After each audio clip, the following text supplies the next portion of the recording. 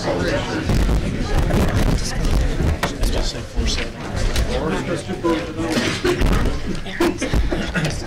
I want to call to order the meeting of the Nevada Board of Wildlife Commissioners for Friday, December 2nd, 2011.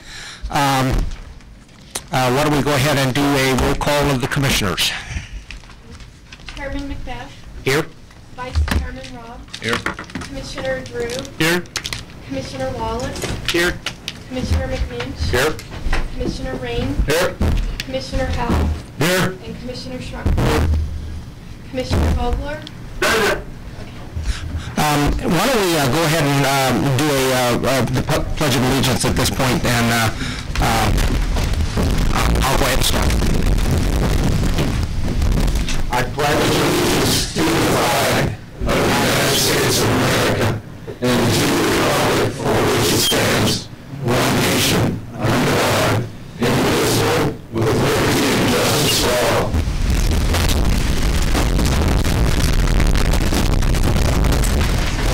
Okay, the roll call of the county advisory boards. Ken Hollington, Elko County. Paul Dixon, Clark County. John Reed, Washington.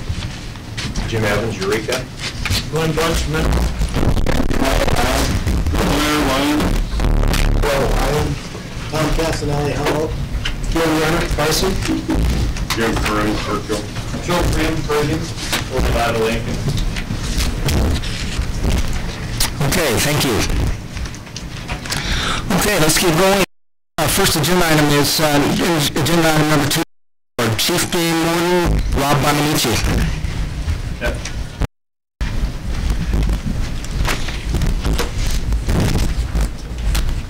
For the record, Buonamici, Chief Game Warden. It's with great pleasure I'm here to present a Boating Safety Award. It's to Ed Lindgar. He thinks he's so clever, and we got this by him. He thought he was here for a regulation. He has been with us for over 9 years as our boat education coordinator, and he also does our public relations for our law enforcement division, and does a superb job at that.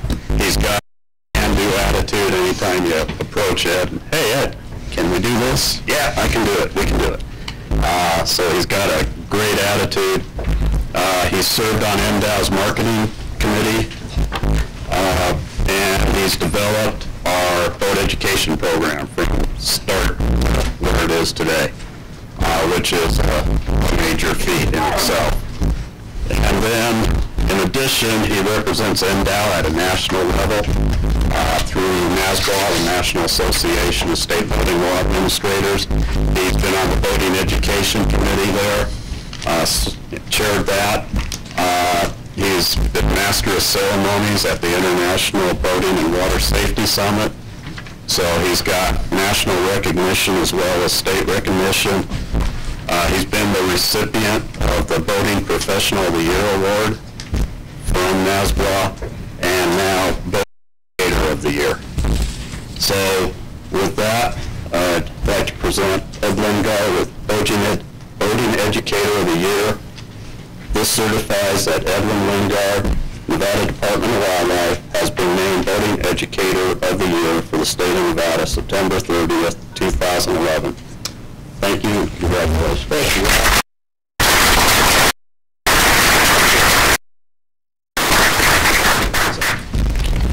No speech. No speech.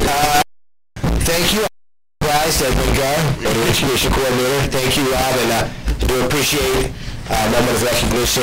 I really do. I'm very surprised and don't have anything to say, which is unusual for me. So thank you for your time. Thank you. Okay, thank you.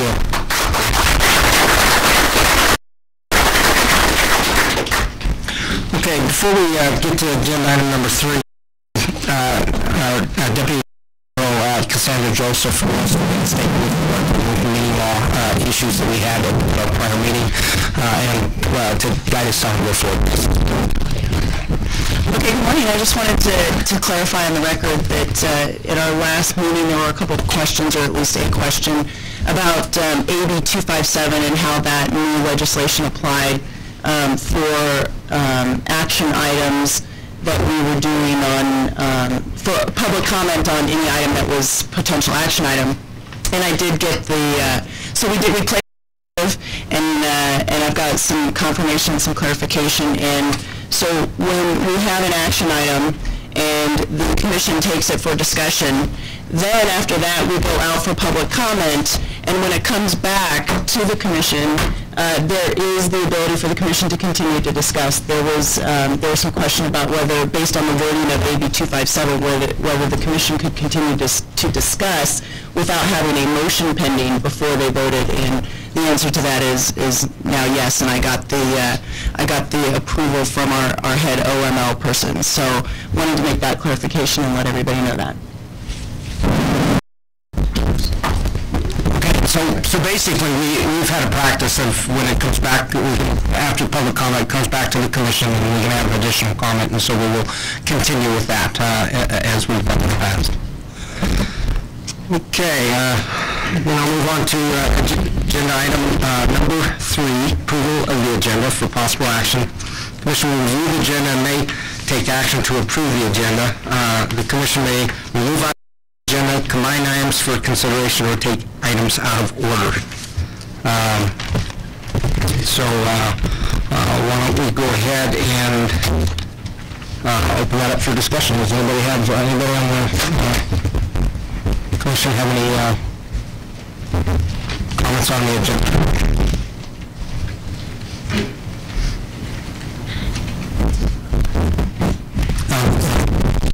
Commissioner Wallace?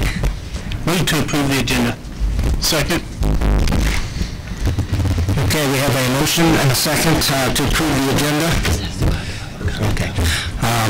Will we get any public comment? Do we have any public comment on the agenda? Seeing none, I'll bring it back. Any additional questions on the agenda?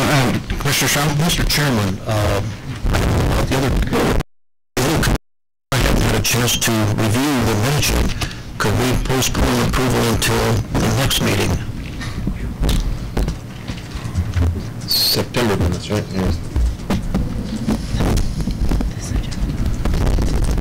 Okay, you require 2 minutes?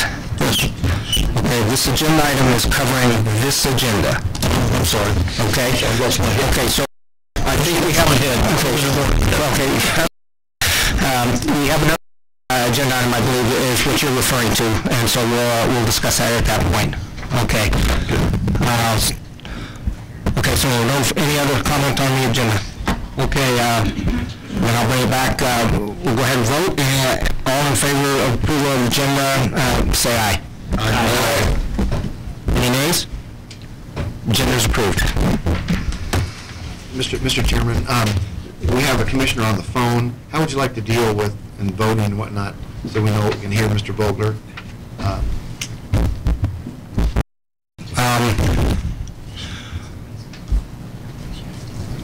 don't know. What is the best way? Did we ever have this in the past? I think maybe just recognize him. Okay, what I'll do is I'll ask him separately. Okay. Again, Mr. Vogler, can you... Mr. Vogler, approval of the agenda. Did you have... For the record, this is Hank Vogler. I voted aye. Okay. That'll help Suzanne. Okay, I'll move on to agenda item number 4, member items, announcements, and correspondence. Chairman McBeath, informational.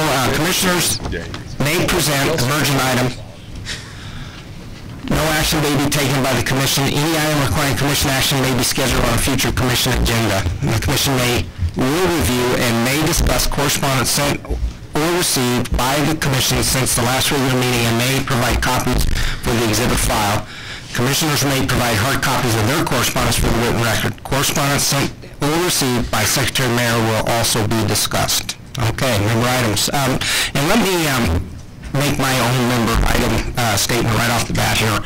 I have been elk hunting for the last 2 weeks and out of communication And so the last information that I had was approving this agenda, and I got back at 10:30 last night. I want to apologize to everybody that if you've been sending me emails and I have not been communicating back, or you haven't heard from me, or I didn't return calls or anything, I apologize. And everybody's on an equal footing with me as far as this is concerned, because I have been completely out of pocket.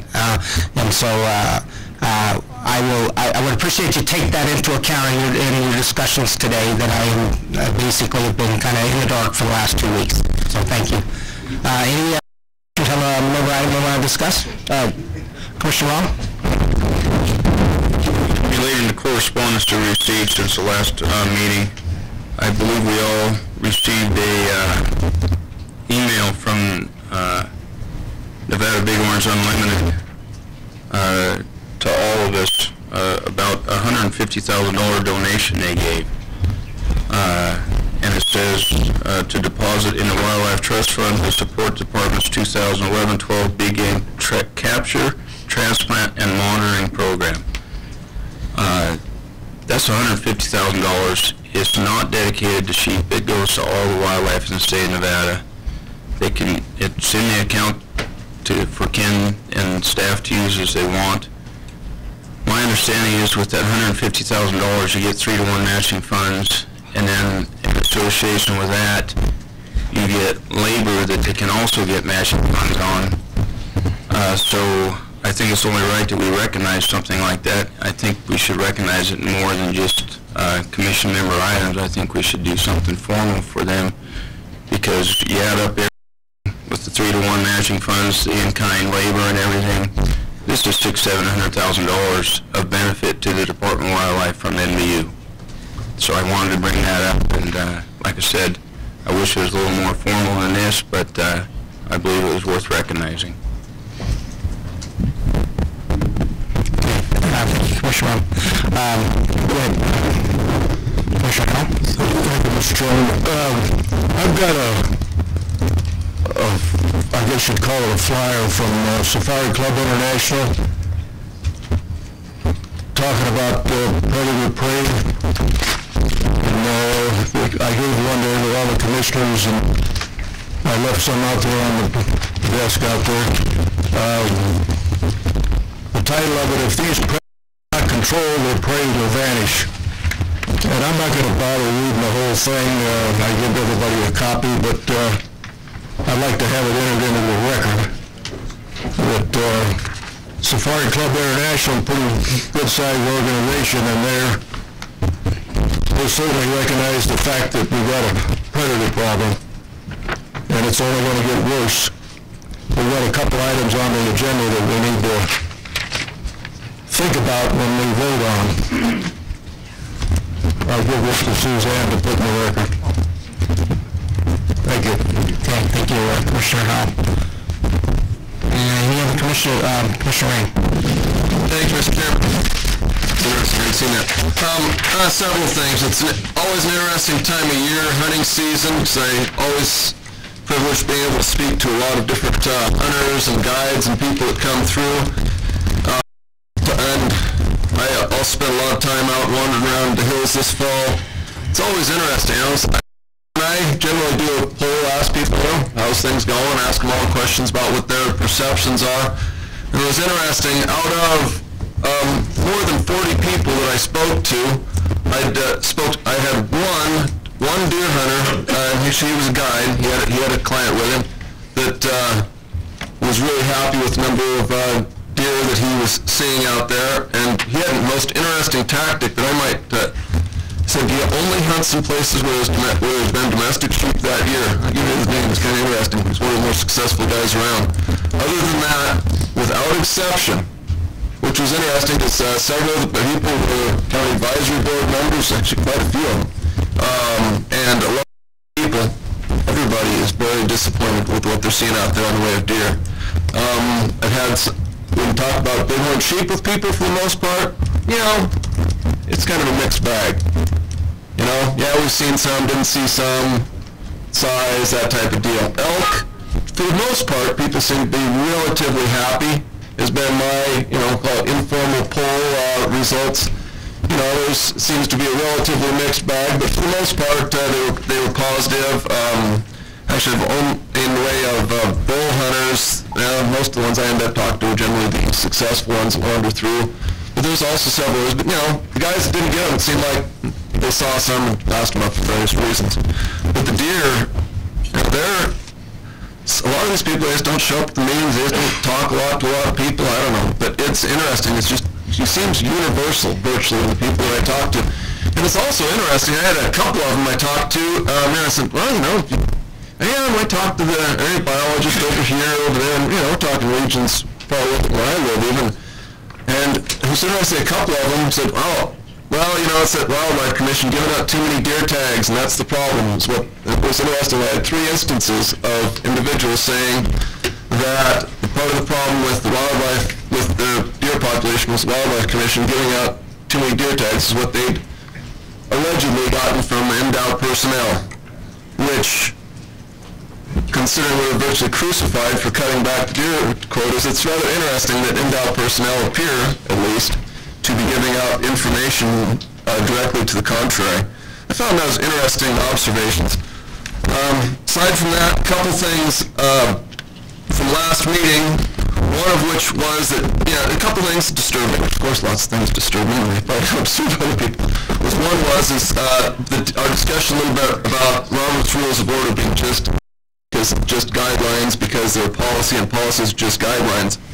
The more I thought about that, well, why isn't there a reason we don't have 9 chairmen of the commission? Why isn't there 9 people that approve the agenda? Why is it that majority votes wasn't wins? Hey, if they're just guidelines, then we should all be the chairman all at the same time. We should all be the vice chairman. We should all take turns. That it is what guides us. And if we don't stick to it as our law, we have basically on this commission. And so any discussion that it's just guidelines, it's what keeps us from anarchy. Why don't we have a wrestling match on the parking lot? Well, because Robert's Rules of Order give us the way we deal with items, and the way we present things, and how we vote. Majority, 2/3, all that works. So we must adhere to it if we want to avoid basic anarchy as far as that goes. Or come up with another system. There's other systems out there. The legislature has another system. There's other systems. Don't like this one? Let's pick one, put it in policy, and go with that. The other one, last item, was, I'm very concerned by our item number 21 at the last agenda, to me is basically condoning the illegal, or very possibly, and that's what we're trying to check out, illegal sale of a tag by an organization. And, it's the incident and then the precedent that sets. We have set a precedent which we as a board basically condoned that. It could happen, the next guy could do it, and it could be anyone. And they could come back and look, you let this other organization do it. I put the money to good use too, because I do something else. We've set a precedent. If we don't do something about to close that precedent loophole, it's bad news. Thank you. Okay, thank you, Commissioner Rain. Any other commissioners with a member item? McBeath? Yes, go ahead, Commissioner Vogler. For the record, Mr. Vogler, I guess all of you have seen the news release that the very commission that Mr. Rain is speaking of is possibly on the chopping block, along with some other 29 of it for cost savings within the state. So I don't know if we should all hold hands and get along to what we should do. One of the reasons that it was stated that they were going to go after eliminating the Wildlife Commission was its contentious nature. And I just don't know how to get resolved for that, but we did make the press, and I assume all of you know that. Thank you. Thank you, Commissioner Vogler. Participating in the meeting this by phone. We will appreciate the effort. Any additional member items? I would like to follow up with regard to Commissioner Rain's statements that he had got public with regard to the mule deer draw and the allocation of tags, my experience was exactly the opposite. I said almost everybody that I talked to came up to me and was saying, what are you crazy guys doing? Why did you, what was the basis for doing, cutting back the tags? That I had no comments the other direction. Every single comment that I received from the public was critical to the commission for cutting back the tags. And so, apparently we're talking to two completely separate groups because my experience was just the opposite. Thanks. Any additional comments, follow-up, member items? Okay. Then let's move on to agenda item number 5, County Advisory Board to Manage Wildlife, member items, informational. County Advisory Board members may present emergent items. No action may be taken by the commission. Any item requiring commission action will be scheduled on a future commission agenda. County Advisory Boards. Anybody? Mr. Wellington? Thank you. Good morning. For the record, Ken Wellington, Elko County. A little update, our Natural Resource Board from Elko County met the commission.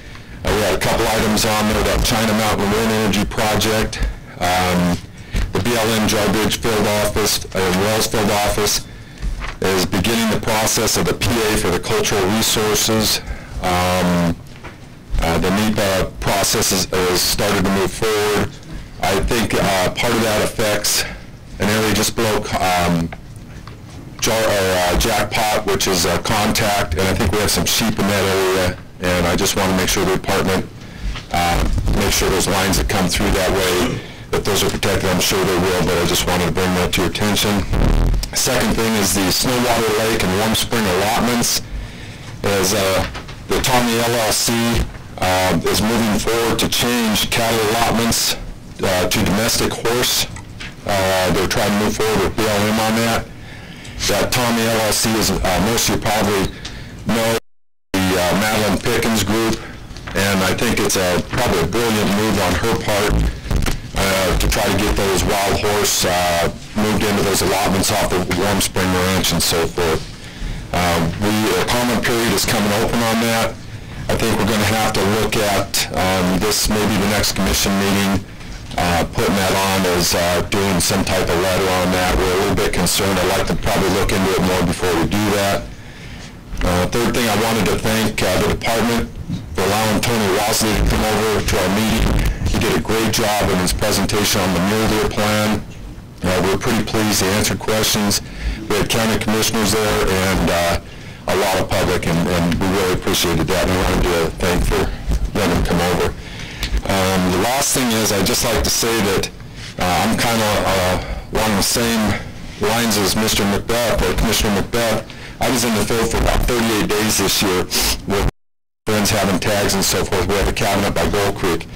And the complaints I got were the fact that there weren't enough of the tags given out, buck tags given out. I think that you're going to see in the surveys that they're doing that those buck ratios are going to move up to about 40 to 100. And when that happens, I don't think these guys get it, but when that happens, the light's going to come on because that's competition with the does and the fawns come this winter and spring. And these bucks are not the ones carrying the babies in their bellies. At least that's how I was brought up. And so just the fact that hopefully the light will come on soon. To tell you the truth, when I was in the field for the 38 days, we saw beautiful bucks, nice bucks, a lot of young bucks, saw a lot of big bucks, older bucks. But we got off our ATV and out of our truck, and we actually were walking and moving through areas where they had been pushed by these ATVs and the trucks and the vehicles, people hunting in the vehicles. Anyway, with that, I want to thank you. Okay, thank you. Gil, come on up. For the record, Gil Carson Advisory Board. I spoke a little bit last meeting about the fishing derby that was recently conducted at Bailey Pond. And at our last meeting, the pond's namesake, C.K. Bailey, made some comments and recognized the help from a number of organizations. I wonder if we could let him talk about the fishing derby, since he was at the beginning of it and the start of it and the end. we do it? Since we have public comment on every item, or... But this is informational. This one. No, public comment on this one because it's only informational.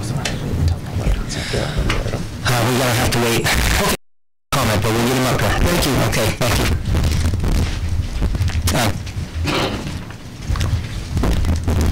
For the record, Paul Dixon, Clark County. I will say that since the initiation of this new commission makeup, my meetings in August, September, and just here recently in November, I've had a lot more input from the public on things that are not related to the agenda, but things are related to Southern Nevada and issues that people have. They feel now that they can concentrate more on things, so I appreciate the openness of this commission to be looking at things and not have so many controversial things on the agenda that cause me to spend all my time doing that with the public rather than the things we need. I did send to you guys as part of my action report some ideas of things, some stuff around the Lake Mead fishery that I'd like, and I'll review with some of the commissioners offline. It's all public record. I don't need to read it into the record here. I will say one thing to Director Mayor is that you guys have a wildlife calendar on your NDOT website. It is wholly underused, and one of the suggestions that was made is that a lot of people like to get involved with the guzzler cruise with their kids or Boy Scout troops or whatever doing things, and it would be nice if we could get on that calendar when those things are upcoming so that people can plan and work with the contact person to get that done. I think you would find you'd have a lot more people in the field that will volunteer and help. We have a lot of people that would like to do that. And the guzzler update that we received at our meeting was very good. Your staff, Ken, was crucial in the public comment stuff that I had on the fisheries, the guzzlers. I think poor John Silver basically took a whooping up there of things that he couldn't answer, but he did a good job, and we left over a lot of questions of things that we could do and some recommendations that I'm hoping that we can look at bringing on to a future agenda items. And I will follow one last, or the third time here with what you said, Commissioner McBeath, about deer hunting here. I have 5 friends that are not anybody sitting in this room today. They drew deer tags. All of them said that they had a choice of the animal they wanted in the field. They hunted from as little as 1 to 8 days in the field. All of them harvested a very nice buck. All of them saw lots of animals in the field. And so I don't think we have a shortage of quality deer for shooting, at least from the people that I talk to and people that I associate with. Thank you. Yeah, thank you. Well, Jim, how you doing? I'm a little short. I hide behind everything. Jim Janae, Lyon County Game Board. I've been hearing since I've been on this board about how they used to have big groups of people out hunting and how Grandpa and Grandma and everybody would go out on these hunts. And I remember those days. Since we've got into the stag draw, it's gone down, and it hasn't been a thing that's been going on. So I've sat and thought about it for quite a while, and my board talked to them, and we've come up with an idea, and I'm bringing it up early so everybody can think about it. I've talked to a few of the other game boards, and they're in favor. We're going to push for a party hunt for the cow elk. I see no reason why we can't do it. An elk is a big enough animal that a guy my age go out there and drop one. He has a hard time handling it by himself. And I think it would be a great deal. Maybe it's not the biggest bull in the world, but at least it makes for a good party hunt. The guy can get out with his kids. The older people can get together, have their groups. And it was brought up to me that maybe we should look at it for some of the other non-trophy, like the antelope shorter than the ears and so on. So I thought, well, we're going to bring it up early. Everybody can think about it, but it will be presented come the season setting. Thanks. Okay, thank you, Jim. Corey, come on up.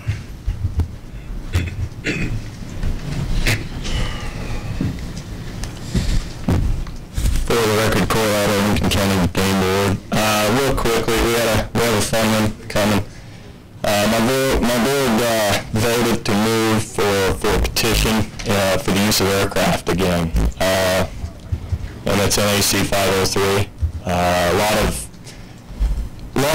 public interest for this down in that area, and I know it's going to be kind of a slow, painful route. I know a lot of people have already on this board have been involved with that, but we voted to move forward with a petition for that, and if you guys want details, I've got some copies if anybody wants to talk to me about it, so we would like to kind of push that. We can get the details. I don't want to spend a lot of time with it now, but Could you give us a general idea of what, just the basic F-22s, F-16s. Basically, just a Predator program? Just so everybody knows, it's 503, NAC 503-148. I know this was hashed over. Basically, any flying to locate or hunt big game at all whatsoever. Locate, scout, harass, and it mainly revolves around the harassment issue. Big money hunts, people with the ability to pretty much fly all summer long locating game and scouting for those game. We think it's simple, but it never ends up that way. I know Commissioner McNich has dealt with this. Are you going to have the Commissioner right now? Or I can't. I'm not sure how many copies I have. Red, bad. White, good. Okay. What if they're colorblind? It'll be gray and they're going to own a copy that's not color. Thank you. Thank you. Any other CABS member items? Okay, seeing none, I will move on to the next agenda item. Next agenda item is approval of the minutes for possible action. Commission minutes from the August 12th and 13th and September 23rd and 24th, 2011 meetings. And so just for clarification, we did receive the minutes for August 12th and August 13th meeting. Isn't that correct? And it was the minutes for the September 23rd that we received later. And I believe that they actually came out after the agenda was approved, like about the 18th or 19th. And so I think this is the comment that Commissioner Sherman was speaking of. So that being the case, why don't I just open it up for the Commission on comments. And why don't we do it this way? Why don't we do August 12th and August 13th first and separate, and maybe we can get a motion on that one, and then we can deal with the minutes on September 23rd and 24th. So any commissioners with comments on motion? I'm looking for any discussion that you have, questions, any issues that you have with the agenda for August 12th and 13th. No issues. No issues? Do other commissioners have any problems with those minutes? Okay. You ready, Ron? Wait a second. We've got this is an action item? Yeah, out to the public. So if there's no further comments from the commission, then let me ask the public if they have any issues with the minutes for August 12th and August 13th commission meeting. Okay, seeing none, I'll bring it back to the commission. What do you guys want to do with the minutes for August 12th and August 13th? Well, you ready? I'm ready. I move to approve the 2011. Okay, got a motion? Second. Got a second. Any further discussion from the commission? All in favor of approving the minutes for August 12th and 13th, say aye. Aye. Commissioner Vogler? Aye. Okay, aye as well for me. Any nays? Okay, we've approved the minutes for August 12th, August 13th. Now, moving on to the minutes for September 23rd and 24th. We got them late. I have not looked at them because I've been out of communication, all communication, so I know for a fact that I haven't looked at them. So I'll take any comments with respect to other commissioners with regard to these minutes for September 23rd and 24th. Well, we can read it tonight and leave it till tomorrow, right? We've already messed with our agenda. Yeah, we'd have to. I'd like to see next meeting. I think it'd be easier, because to be quite honest, I know I am not going to have enough time to review the minutes, this weekend. I just know it. So I would lean toward removing minutes myself to our next meeting. But Commissioner Shum, you had a specific comment you wanted to make.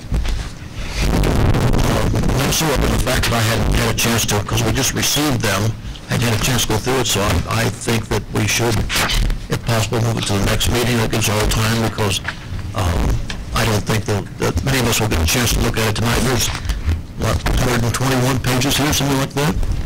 So to do it justice and be safe, we should move it to the next meeting, I would think. Any other commissioners with a comment with respect to that? Then Commissioner Shum, do you want to make a motion? Yeah, I move that we take the amended agenda from September 23rd and 24th and move it the consideration to approve it to our next meeting, which will be the February meeting, correct? I believe that's right. And consider approving it then. Okay, I have a motion. I have a second. Any further discussion from the commission?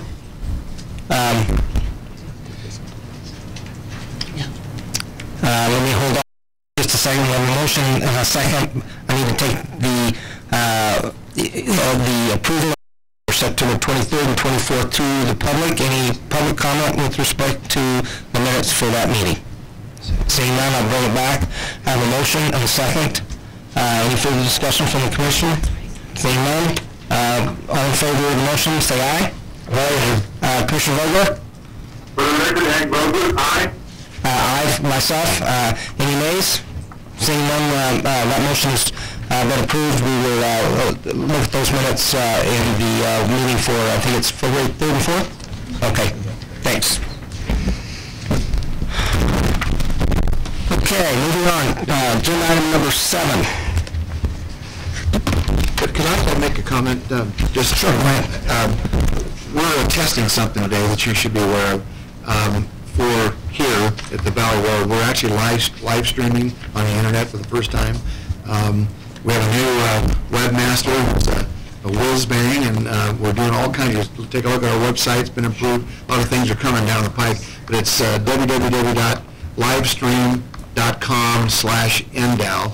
I just looked at it, and y'all look very nice today, by the way, but that will be the, we're videotaping it anyway, but the idea is someday we get this live stream so people could participate and watch us beyond what we've been doing. So we're actually making progress. Okay, but the tapes will still be available for the record as we have in the past. Okay. Correct. Okay, agenda item number 7. Southern Nevada Water Authority Groundwater Development Project, Chief of Habitat and Local Informational. The Department of Wildlife will report on its comment letter to the Bureau of Land Management's draft environmental impact statement on the Southern Nevada Water Authority's groundwater development project. Staff will also report on the status of negotiations between NDAL and Southern Nevada Water Authority relative to the establishment of a stipulated agreement between the parties that would require development and implementation of a monitoring, management, and mitigation program to address potential impact to wildlife and wildlife habitat from the Southern Nevada Water Authority groundwater development project. The department will provide the commission with information on further Southern Nevada Water Authority processes. Okay, I think we have a couple disclosures that need to be made. I'll make mine right now. My brother owns a ranch in Cave Valley. Cave Valley has been part of the groundwater development project of the Southern Nevada Water Authority. We have had litigation with the Water Authority. I have been involved in that litigation. And so with that, based on advice, our DAG have decided to abstain from any discussion of this particular agenda item. And I believe that one other member also has a disclosure that needs to be made. Chairman McBeath, NRS 281A 420 requires me to disclose a conflict of interest. The matter before this body affects my pecuniary interest as the interest of my employer, Resource Concepts Incorporated, or RCI. We currently have 2 clients with significant interest in this project. One is involved in the state engineer's hearing, and the other is publicly opposed to the project and intends to state as much in their comments to the draft environmental impact statement that is subject to this agenda item. RCI is helping both clients prepare materials in support of their respective cases, and I've been involved with both projects. Therefore, I conclude that in independence of judgment, a reasonable person in my situation would be materially affected by this relationship. And because this is a clear case of disqualifying conflict of interest, I'm going to abstain from discussion on this item. I may have some questions for Elmer, and then I will be abstaining from voting on item number 8.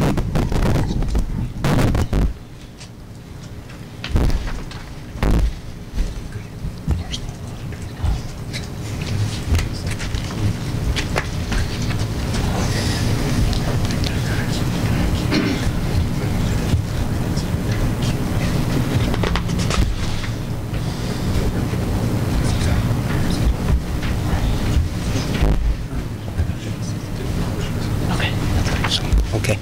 I'm going to step out,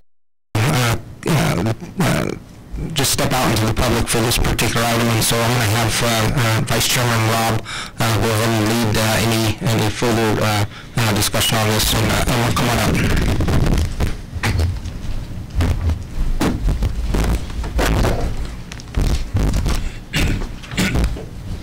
Thank you, Mr. Chairman and Mr. Vice Chairman and other board members.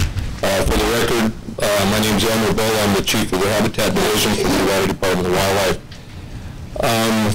Based on the wording in the agenda, there's actually two separate items here, and I'll address the first one, that being the comment letter that we submitted to the BLM regarding the draft environmental impact statement on the groundwater development project.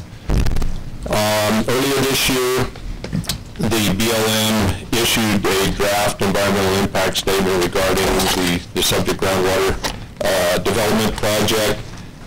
Comments were due back relative to that draft EIS by October 11th of this year, and our agency and staff put together a rather lengthy comment letter that was submitted to the BLM in a timely fashion. Basically, the gist of our letter is an expression of pretty significant concerns about many aspects of the groundwater development project. Mr. Vice Chairman, I don't know whether you want me to go into a lot of detail about what was included in our comment letter.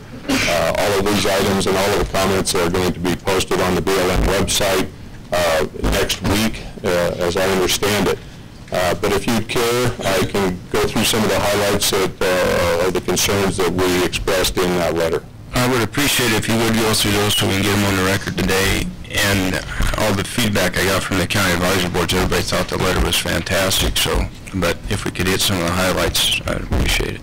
Okay, I'll try to do my best, keeping in mind that this is a synopsis or a summary of some of the major points that were identified in the comment letter.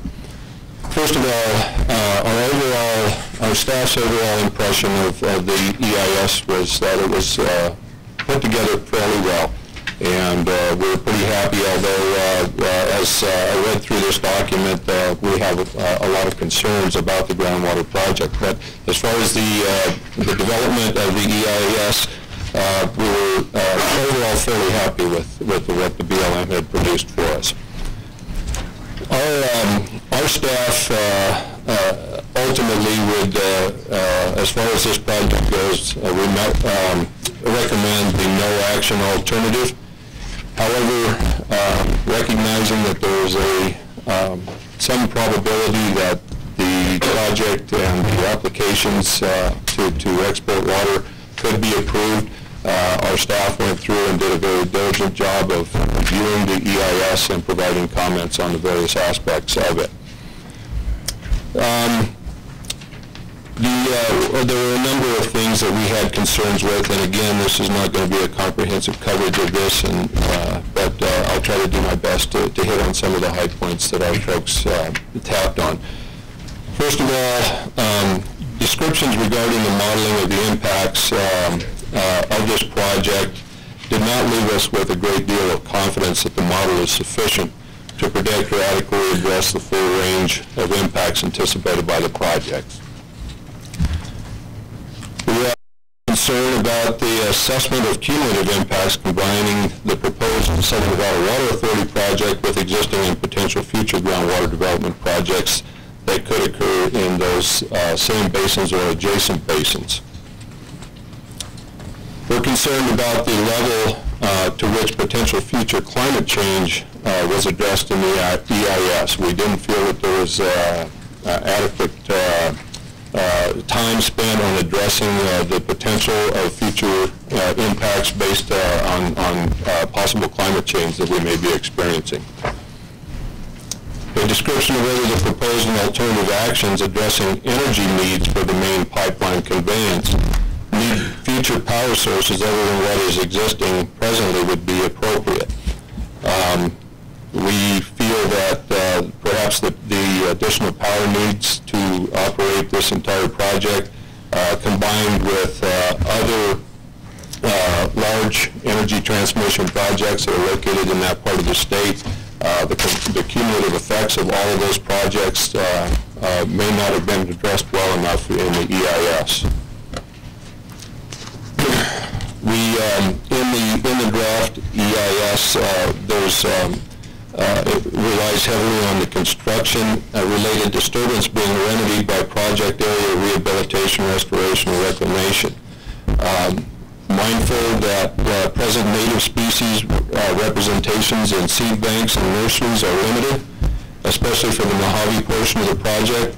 The BLM and SNWA are willing to contemplate how SNWA can increase availability of these native resources for disturbance remediation based on the project long term. We believe that there needs to be identification of adequate monitoring wells in appropriate locales such as the North Pawak Range. And it's an issue that we presented in a number of meetings. As a cooperating agency, we're involved in numerous meetings relative to this draft EIS, and our folks did not feel that our concerns about monitoring wells were addressed adequately in the draft.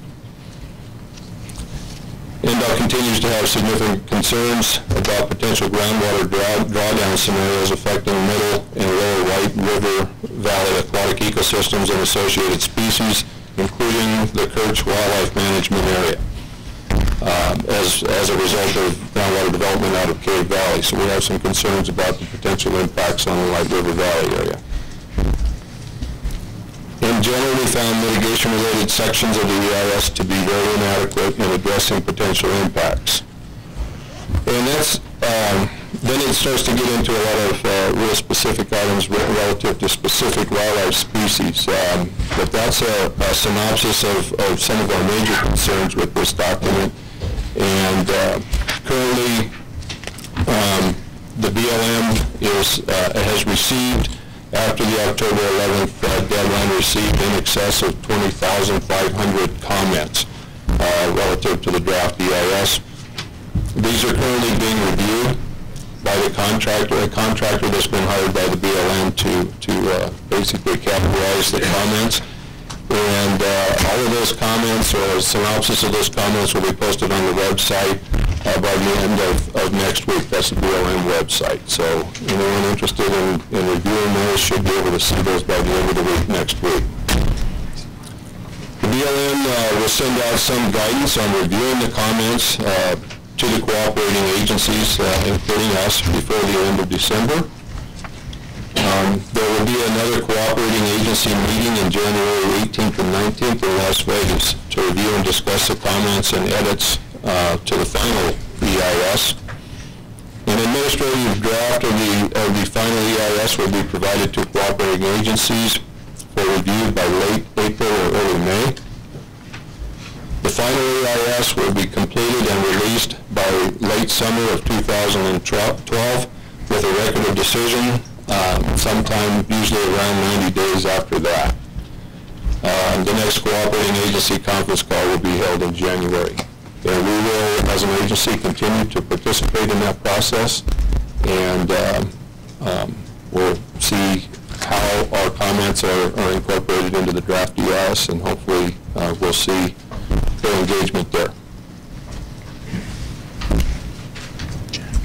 That was basically as far as Can you ask questions? Are you ready for that? On that portion, because I believe there's multiple portions in here. Yeah, that was the EIS portion of this, if you have a question on the EIS portion, but there's multiple. Well, my question, from what it sounds to me like the Department of Interior's already came the whole thing. They've signed off on it, haven't they? The Department of the Interior, I think you might be referring to the stipulated agreements that the Department of Interior agencies entered into with the Nevada Water Authority. Well, yeah, and that was done a number of years ago. Right. So they've caved on it, in other words, is in plain language.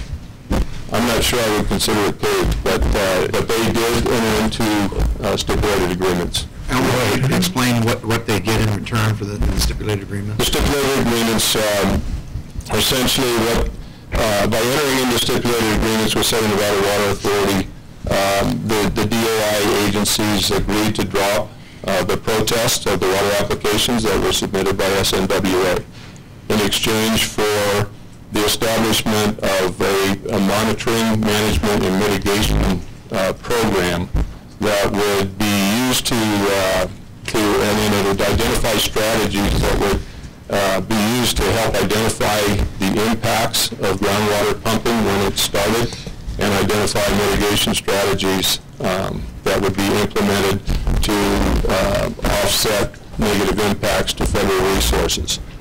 My point is this: if they've already agreed to let them put the pipeline in and monitor it, I don't see anywhere as well if it drops 20 feet, we're going to shut that pipeline off. Doesn't say that anywhere. In the stipulated agreements, there are discussions about possible strategies to be employed if negative impacts are noticed, and also in the state engineer's ruling that came out, and these rulings, of course, were vacated later on, but in the state engineer's rulings, it talks about strategies that could be employed if negative impacts are noticed from this activity, and they could include actual cessation of pumping or reduction of pumping, changing the location of pumping, and so forth. Here's the point. The whole idea for this is to allow enough water to come to Vegas to put another 250,000 homes there. Now you're going to tell me they're going to put them homes there and then shut that water off if the water level drops? I don't think so. 250,000 homes in Vegas. We got too many now. I understand. I think Commissioner Drew, did you have a question? Yeah, just a quick question, Elmer. Your letter to the DEIS that was provided to us to support material under number 7, was it provided or CC'd to the state engineer or DWR? Was it provided to them? I'm not certain on that, Jeremy. Okay. I'm not certain. Commissioner Rain. Thank you. One request is if he's talked about there'll be these item comments will be on the BLM's website here by the end of next week. Yes. When they come out, if you could please send a email link to board, to CABs, and maybe your email list, because being on some BLM website, I've had issues with that. No point ever spending on after and figure out where the link is. So that hopefully that should be an easy deal. And the other question, it's interesting. I've kind of read through, I'm not the water guy, but I looked through his documents and I don't see a total projected, I see several projections of lifespans. What do you see as how long is this going to last if this goes through the way they're saying? How long is the entire project going to last? How long are they going to be sucking the water out before it's dry? I couldn't quite figure that out. And I'm sitting there looking through the documentation, I see lots of projections. How long is it going to be in the EIS? Does it say in there somewhere that I missed? And we're going to be dry in 50 years or 2,000 years? There's some projections that were made in the EIS about the possible impacts of the project. I don't have those specific numbers available right here.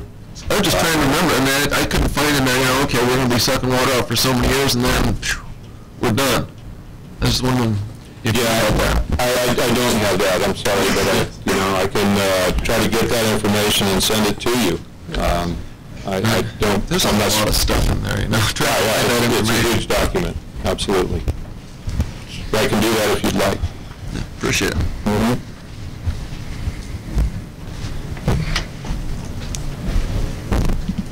Vice Chairman, Mitch. Go ahead. Hank Goldberg for the record. Promotion. Dealing with just a slight bit of water loss, just probably enough to raise myself to a higher level of confusion.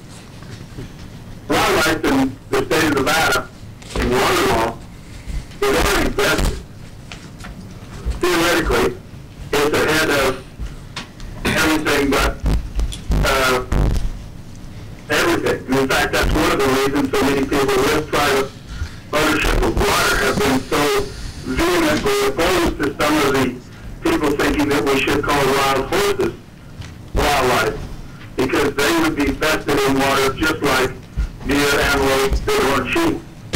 And it makes for a mess, because right now, if working on bighorn or a desert bighorn or an antelope or deer lock in to private pools right here and use the water, I would be in violation of federal code if I ran them off. They are vested. You only have to look at Snake Valley to see what a few desert land entries on both sides of the border have done to the water table there. That water is pulled out of the ground for less than 6 months out of the year and is put right back on the same aquifer. You only have to look to the west of Spring Valley, Stetson Valley, and since the speculation has reached that valley, there are wells that predated the desert land entries that went dry. Dozens of the wells that were drilled during the desert land entries of the 50s and the 60s had to be deepened. Only look 2 valleys to the west to become familiar with the problems in Diamond Valley that Mr. Range will probably expound on. Those water tables are dropping.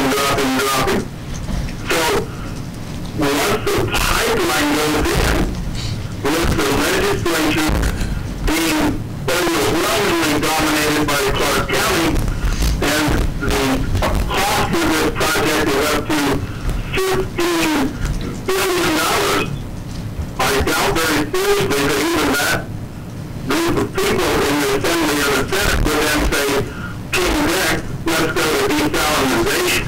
Let's do something else. I fear that they would just merely march across the East Valley, across all of southern Nevada. Our charge, it appears to me, by charter, is to protect the wildlife of the state of Nevada. And I do not believe that any part of this is wildlife friendly. It just seems almost like an oxymoron. It is very that Southern Nevada Water Authority are fighting on springs and seeds in the name of wildlife. So is that being an end run around us to usurp our ability that they will somehow have as a state agency authority to appropriate water for wildlife? I don't know.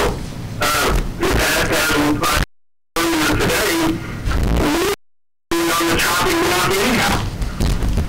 This entire program, guaranteed, will be appealed.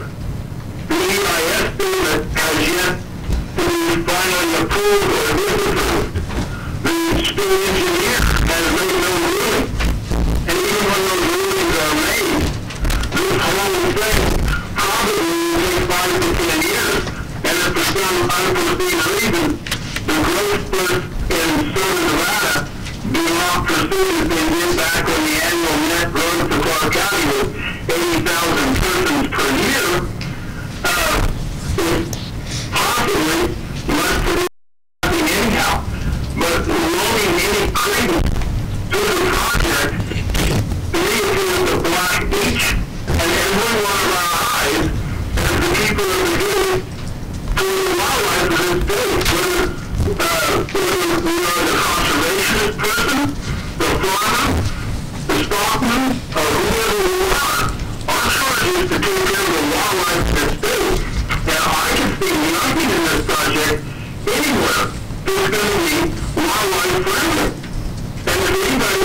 even not to think that there's just been God, that little bird being given up water this morning, let's shut that pipeline now, all 86 inches of it. Let's just turn it off and go look elsewhere. My, I've got the motion for that property right here in White County that is for sale, and send the way by, I'd love to sell it also because I don't believe that. Thank you.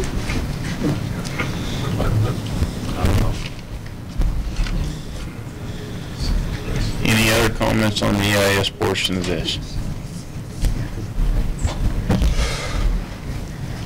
All right, we have staff will report on the status of negotiations between NDOW and Southern Nevada Water Authority relative to the establishment of a stipulated agreement between the parties that would require development and implementation of monitoring and accident mitigation program. Thank you. To resume on this particular part of the subject here, a few months back, in our agency and the upper staff of our agency made a decision we should pursue a stipulated agreement with Southern Nevada Water Authority similar to what the DOI agencies did and also the U.S. Forest Service did. And earlier this month, we submitted a draft stipulated agreement to Southern Nevada Water Authority for their review. And our draft was very similar to the DOI and the U.S. Forest Service stipulated agreements, although we did not feel that there was adequate coverage and monitoring in those stipulated agreements, so we added additional monitoring and conditions that we would like to see in the stipulated agreement. We also felt that we were in need of attaining equal footing with the DOI agencies and the Forest Service, and we made a recommendation in our stipulated agreement that a separate biological work group, technical review panel, and also an executive committee be established just between NDOW and Southern Nevada Water Authority. Because of their involvement in the water hearings that ended just before Thanksgiving, they did not have a chance to review our draft earlier this week. And I was contacted by Zane Marshall, who's the Environmental Resource Director for the Southern Nevada Water Authority, and they had some fairly significant issues with what we proposed in our stipulated agreement.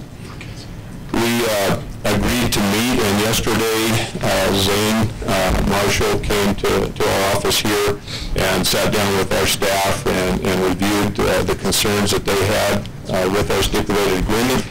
We left that meeting with agreement to go back on each side and look at the issues that they presented to us and see what we can do to try to come to an agreement on that.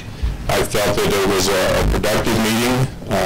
We've had over the years some interaction with Southern Nevada Water Authority, particularly to the Overton Wildlife Management Area and so forth, and we've always had a pretty solid working relationship with them. I feel that we are moving in a positive direction to get agreement on a stipulated agreement between us. We agreed to reconvene and talk some more about this in a couple of weeks after both sides have had an opportunity to weigh out what we discussed yesterday. And it's our hope, and certainly no guarantee, but it's our hope that we would have a finalized stipulated agreement by the middle of January. That's our goal right now.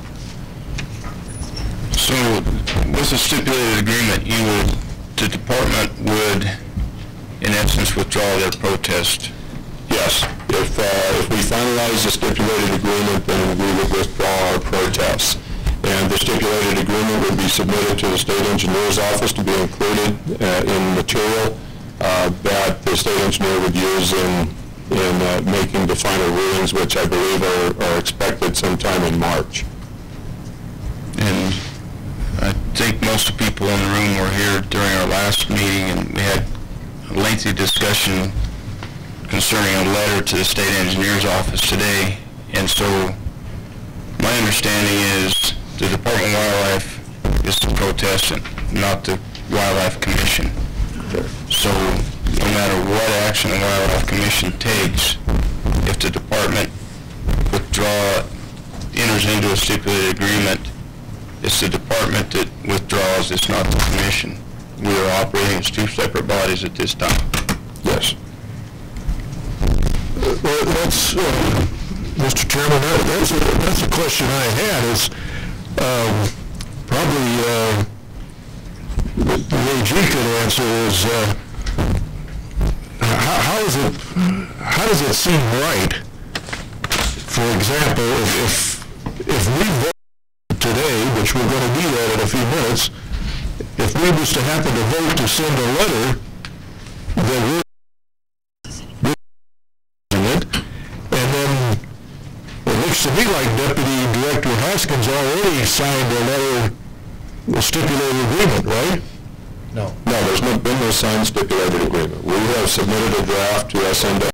Draft? Yes. Okay, we're working through that process. Well, I guess my question is, if this board is today to send the letter, which it has to go if we send it, then what happens as far as the department's concerned? How does the department react to our sending that letter? Ken Mayer for the Ranking Director of the Department of Wildlife. We have a two-pronged approach here. I mean, it's obviously a very serious issue for all of us, and we all agree on that.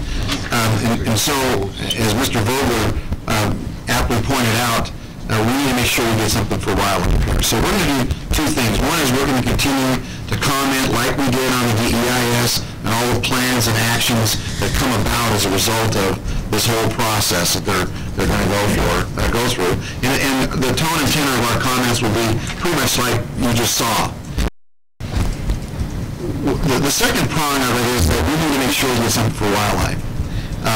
And the stipulated agreement basically, I don't think there's anyone in this room that's naive enough to think that we as the Department of Wildlife is going to be the linchpin that convinces the state engineer or tips the level on the DEIS or the EIS that this is not going to go through. So we're going to have in some respects to be able to up front get something for wildlife as a result of this whole process. And we're also going to be actively involved with the state water engineer, depending on what decision he makes, but we're an integral part with the monitoring program that would be ongoing. So that's what the department's going to do. The commission certainly can send a letter, and I think we're going to discuss some of that and let your position be known, but as an executive agency, we have a responsibility to do what we're currently doing. So is the question that if you decide that you don't like our stipulated agreement, you don't like the process that we're currently taking, and you take a vote, the fact that that would change and we have to come lockstep into what you directed, I don't believe that's necessarily the case, and that's not the way we're going to proceed. Hopefully we can go on parallel tracks that will be supportive and complementary of one another.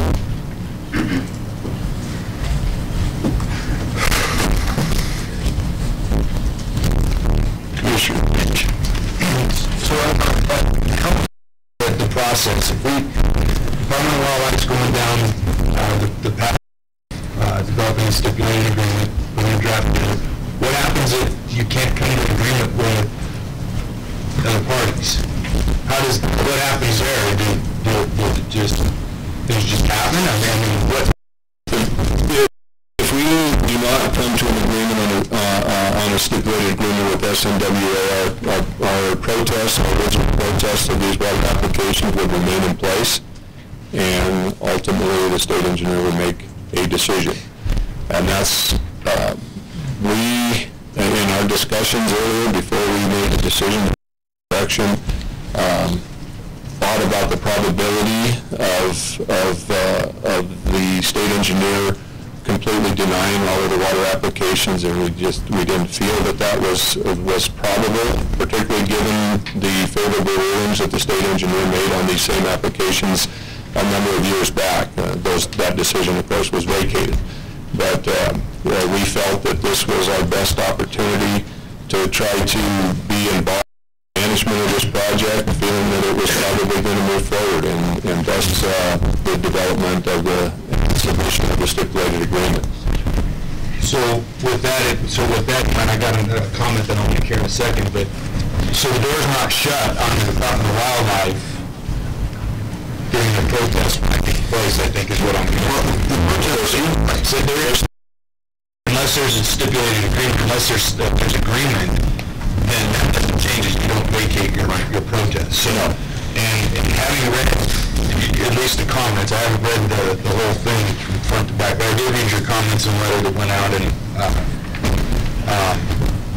man, there are a lot of holes. I mean, there's, prove that it's not an impact, prove that it is an impact. I mean, you get this rhetoric back and forth, and it's frustrating. It's frustrating to read because to be in a position, I feel like the department and some aspects of the commission are being put in a position of demonstrating that there won't be an impact.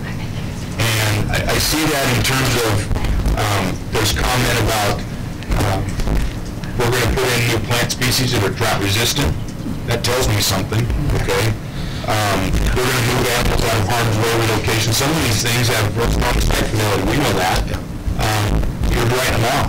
And these aren't mitigations in my mind. We're moving things out of the way. Those aren't mitigations. Those are getting out of the way. And I hope that the department, from their standpoint, from the way that you guys are working, makes a pretty strong stance on that stuff and makes it pretty clear. And I know we're hedging our bet. I get all that. We're kind of in a lose-lose if we're not careful.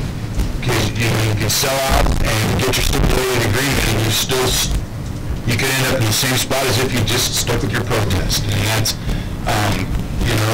it's almost to the point where if there's going to be an agreement, we should never have another financial problem with this agency type of thing. I mean, seriously, that's the deal this is in my mind. And I'm realistic. I understand the politics. I understand how this stuff works, but I'm seeing things in here, comments about routing around breeding bird survey areas. Well, of course, nobody's going to want to route around them because you got an established scientific data right there that's going to demonstrate an impact if they go right through the middle of it like they really wanted to. You'll be able to demonstrate an impact eventually. They're not going to give you that. These are the things that are on my mind. So.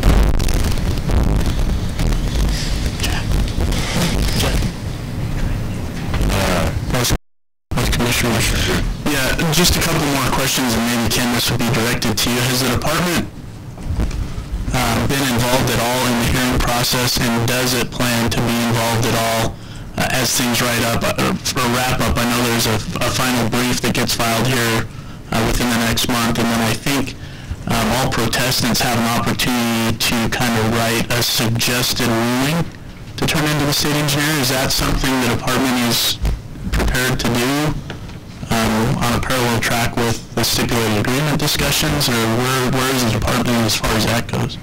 Well, if we don't have a stipulated agreement in place, we would continue on just like all the other folks that have protested and exercise all of our rights under there. If we get a stipulated agreement and we believe we get something beyond what the Fish and Wildlife Service, the Department of Interior's got, we're going to actually get something for wildlife, just monitoring, that we wouldn't be doing a lot of the things that the other protestants would be doing.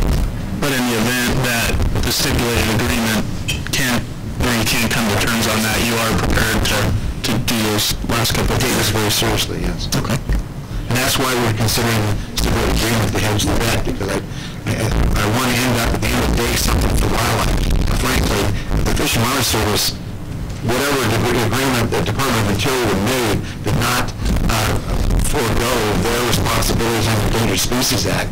So if spring snails become endangered as a result, they're already endangered, as a result of pumping, etc., all those things will be in play. So there's a huge other forces that are going to be controlling this whole situation, frankly. And with this being a informational item, I talked to Dan tag and we don't have public comment, but there's been some questions asked to me, and Dave brought it up, and when we get an agreement, stipulated agreement, and it's something for wildlife, we haven't spelled out what that something is. And that's where the concern comes from, is what something spells out. Something is usually green and has dollar signs associated with it, and that's what has been asked of me repeatedly. Is the Department of Wildlife selling out parts of eastern Nevada for dollars? And that is a question I've been asked multiple times with this item, so that's a question I have to ask. It's information here, but that's a question I've been asked. I saw the look on my face, the dollar number, I had never even thought about it or heard about it. We've not had any discussions, so Commissioner McBeath just mentioned it. Well, so I don't see people. I don't. This separate agreement is a way for the department to get healthy for the rest of its life. That's not what this is about. Haven't had those discussions. Is it possible? Are we looking for, let me narrow the question down a little bit. Are we looking for dollars to help out the affected area? We help them, I mean, because some of this, there's no doubt going to be dollars associated with it. Whether it's dollars for a guzzler, dollars for a project, we have something else offset what we're doing. And the people that are calling me, if we are getting dollars, it's not dollars coming out of Lincoln County for the benefit of Humboldt County or Washoe County. It benefits back into Lincoln County. And that's the question that's being asked of me. So I've got to ask that question. Yeah. There's no, you're not commenting, there's no dollars in this agreement. You know, at the stage that we're at right now, there hasn't been discussion about financial compensation for the impacts. Mr. Chairman, can I have 1 more minute for the record? You betcha. Guys, everybody in that room, listen up. You got the hammer. You don't have to bow down and kiss rings. You got the hammer. The rest of water rights predate the state of his office.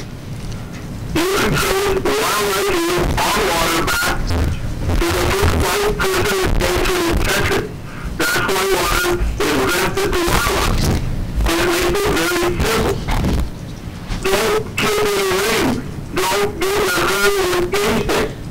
They just want somebody in the state to say, oh, we have water, we go along with it. They got it, they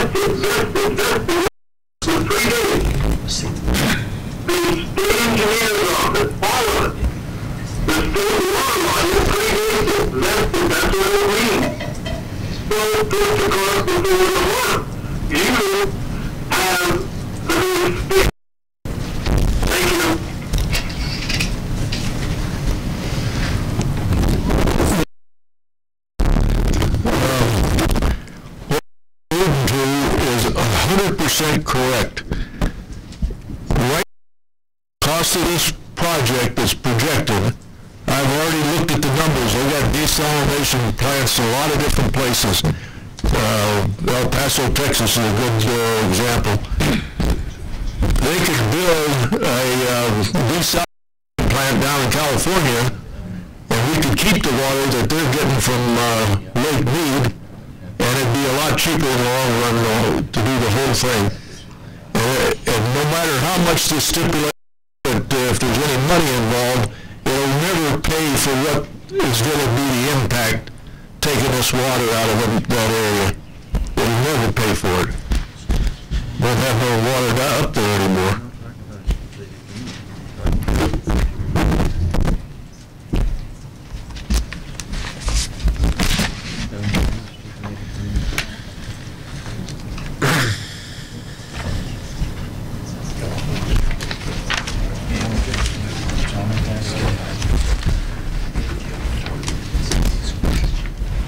had to ask a few questions to see if I could bring somebody else up.